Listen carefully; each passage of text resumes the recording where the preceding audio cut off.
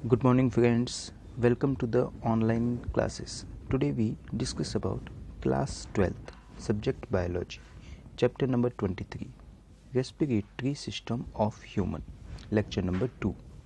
हमने इससे पहले अपने पिछले लेक्चर यानी कि लेक्चर 1 में जो लास्ट टॉपिक पढ़े थे वह थे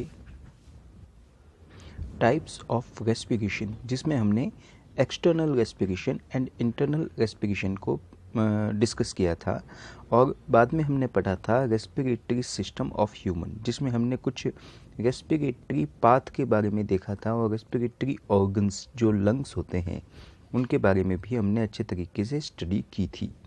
तो उससे आगे आज का जो हमारा टॉपिक है वह है मैकेनिज्म ऑफ रेस्पिरेशन, कि रेस्पिरेशन का मैकेनिज्म क्या होता है।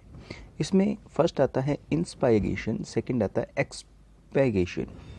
इंस्पिरेशन क्या होता है कि entry of air in the body is called inspiration, कि अगर हम हवा को अपनी बॉडी के अंदर लेते हैं तो उसको हम इंस्पिरेशन कहते हैं और इसे हम इनहेलेशन के नाम से भी जान लेते हैं।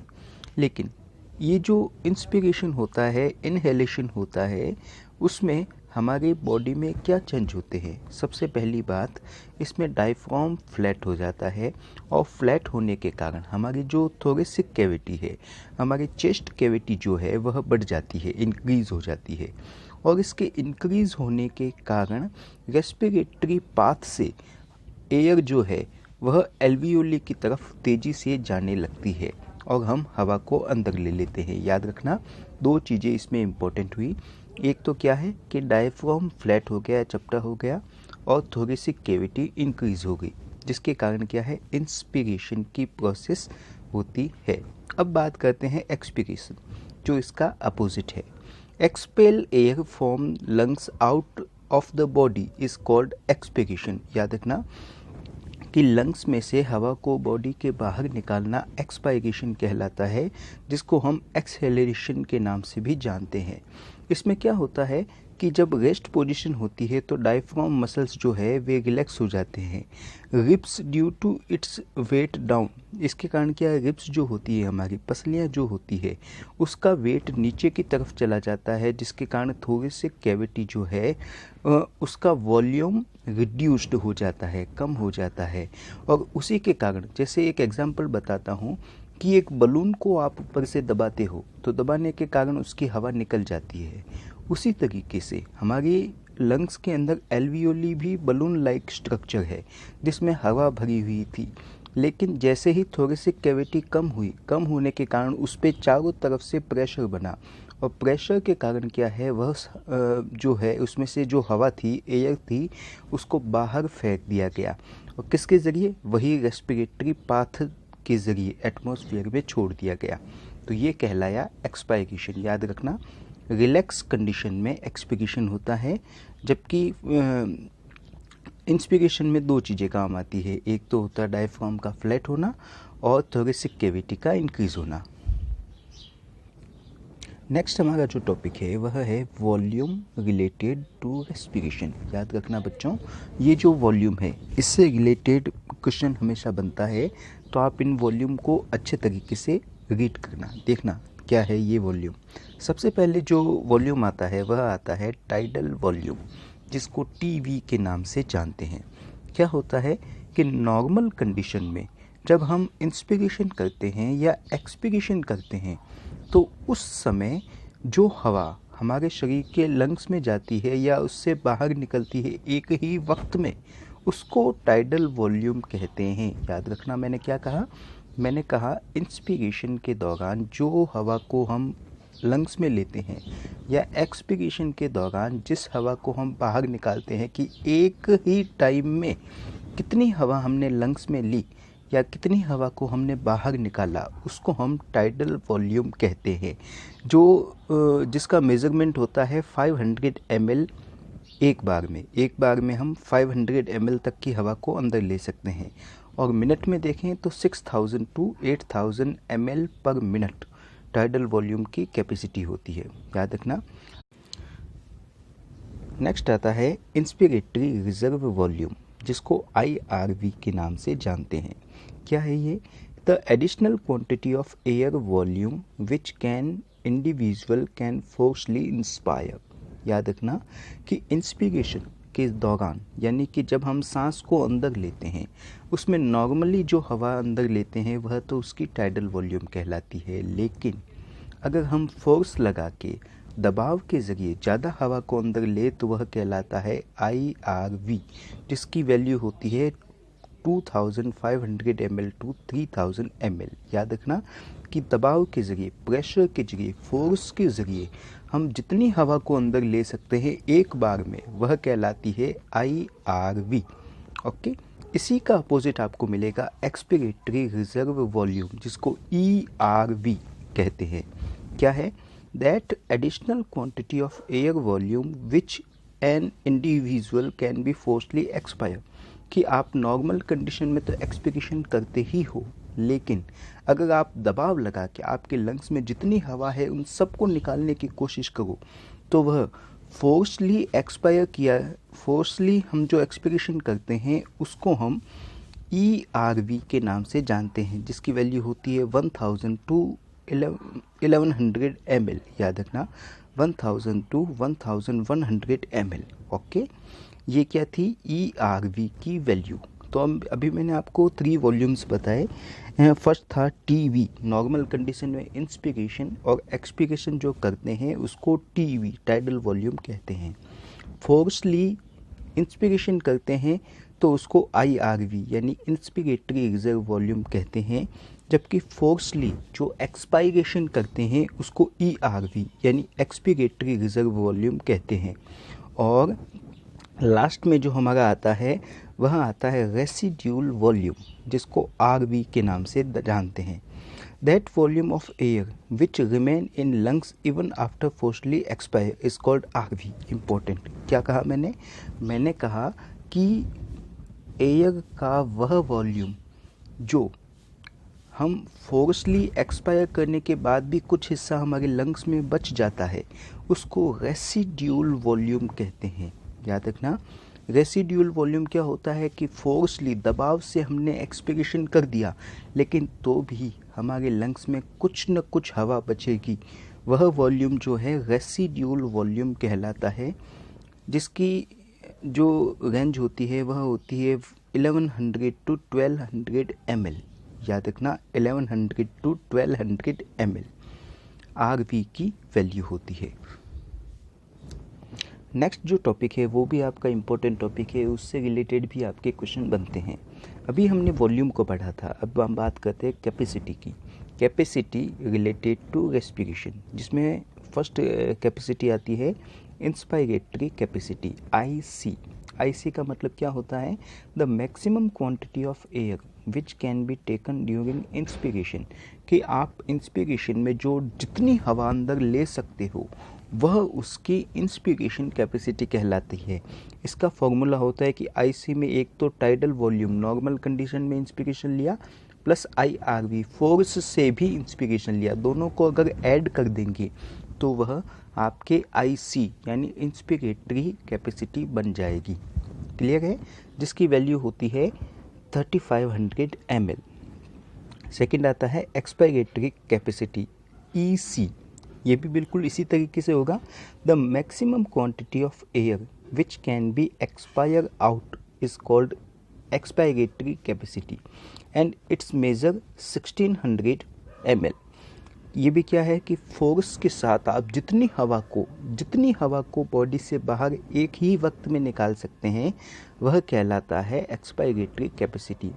फॉर्मूला इसका क्या होगा कि टाइडल वॉल्यूम नॉर्मल कंडीशन में हमने एक्सपिरेशन किया प्लस फोर्स के साथ भी एक्सपिरेशन किया, दोनों को ऐड कर देंगे तो EC निकल जाएगा। याद रखना, हमने जो पहले पढ़े थे वह थे वॉल्यूम, ये है कैपेसिटी। कैपेसिटी मतलब हमारे लंग्स में कितनी कैपेसिटी होती है। जब किसी को कोई डिसऑर्डर होते हैं, मतलब लंग्स से रिलेटेड कोई बीमारी होती है तो वह हॉस्पिटल जाता है, तो हॉस्पिटल में उसके वॉल्यूम और कैपेसिटी के बारे में ही जांच होती है, जिससे पता चल जाता है डॉक्टर को कि इसको लंग्स से रिलेटेड कोई डिजीज़ होगी। आगे बात करते हैं, थर्ड जो कैपेसिटी है वह है फंक्शनल रेसिड्यूल कैपेसिटी यानी कि FRC। क्या है ये? कि quantity of air which remain after normal expiration is called FRC, जिसको हम ये लिख सकते हैं, it is the sum of residual volume and expiratory reserve volume and it's about 2500 to 3000 ml।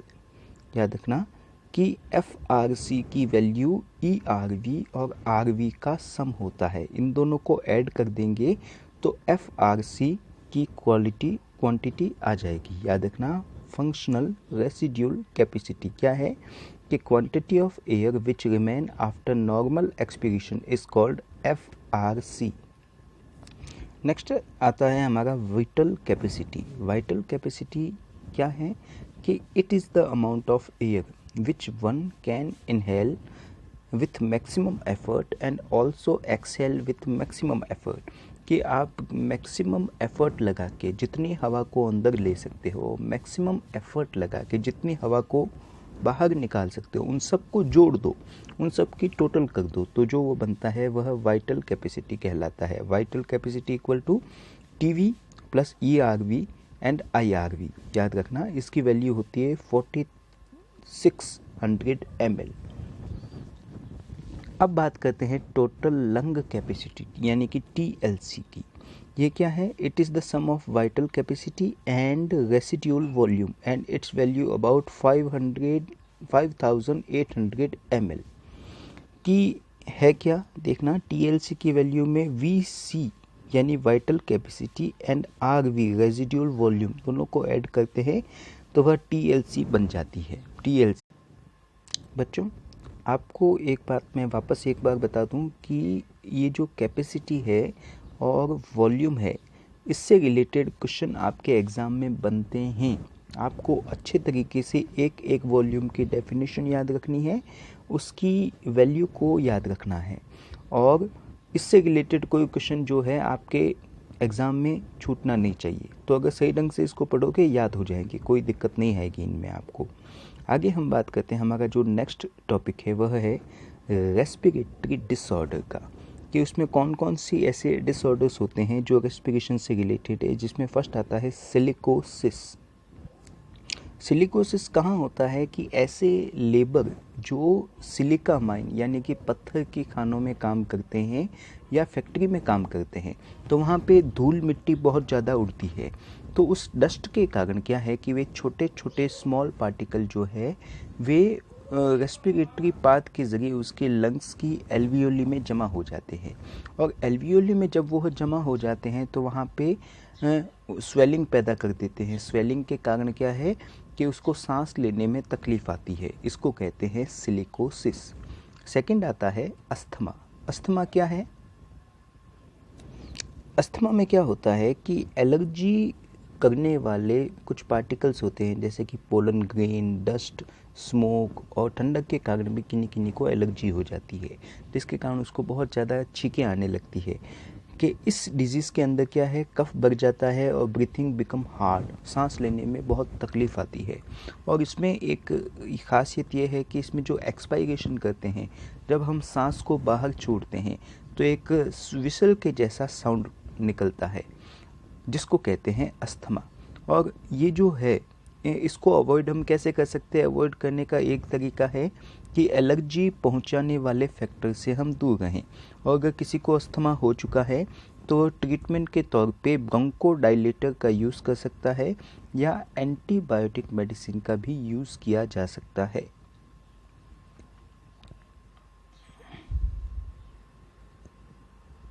Next आता है हमारे न्यूमोनिया। न्यूमोनिया क्या है?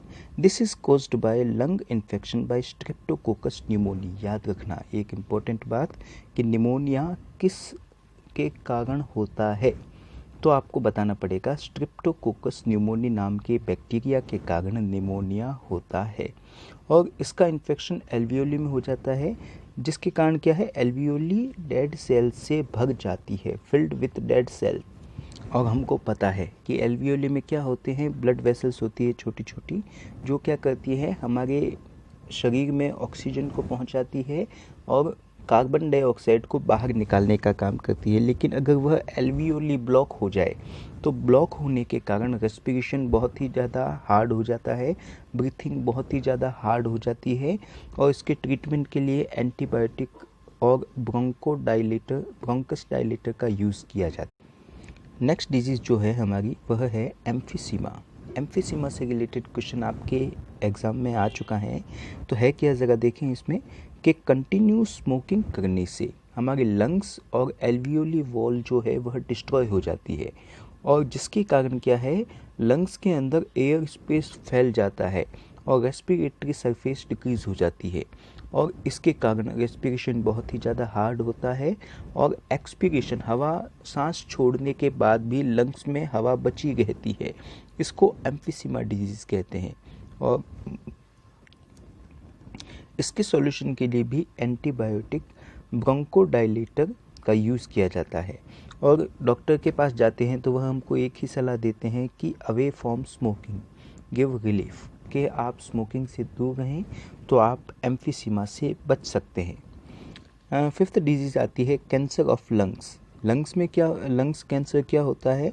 Smoking is main cause of it, कि लंग कैंसर होने का सबसे बड़ा कारण जो है स्मोकिंग ही है, कि इनमें कुछ केमिकल प्रेजेंट होते हैं in smoke of cigarette cause uncontrolled cell division in epithelium of bronchi that cause cancer, है ना। याद रखना कि स्मोक जो होता है, सिगरेट का धुआं जो होता है, उसमें कुछ ऐसे केमिकल फैक्टर होते हैं जो अनकंट्रोल्ड सेल डिवीजन कर देते हैं ब्रोंकाई की एपिथेलियम में, जिसके कारण लंग कैंसर हो जाता है। नेक्स्ट टॉपिक है हमारा आर्टिफिशियल रेस्पिरेशन। कि मान लो कोई इंसान जो है पानी में डूब रहा है या उसको सांस लेने में तकलीफ़ आ गई है, तो हम उसको आर्टिफिशियल तरीके से रेस्पिरेशन कैसे कराएं? वह रेस्पिरेशन है माउथ टू माउथ रेस्पिरेशन, जिसके कुछ स्टेप है। फर्स्ट स्टेप क्या है कि अगर किसी को आर्टिफिशियल रेस्पिरेशन कराना है तो उसमें सबसे पहले पेशेंट को फ्लैट ज़मीन पे लिटा देना है और अपना एक हाथ उसके पेशेंट के फॉरहेड पे रखना है और सेकंड हैंड जो है वह आपको उसकी नेक, गर्दन के नीचे वाले हिस्से पे थोड़ा रखना है। उसके बाद हमको क्या करना है, hand on the forehead closing the nose of patient. जो हाथ हमारा उसके फॉरहेड पे है उससे हमें पेशेंट के नोज़ को बंद करना है, जिससे patient give artificial breathing should keep his mouth on mouth of patient, और बाद में हमको उसके माउथ से माउथ को मिलाकर उसको आर्टिफिशियल रेस्पिरेशन देना है, such a way so that there remain no gap for air. जब आप उसके नाक को, नोज़ को बंद कर देते हो तो जो आर्टिफिशियल रेस्पिरेशन देते हैं उसमें कोई गैप नहीं बचता।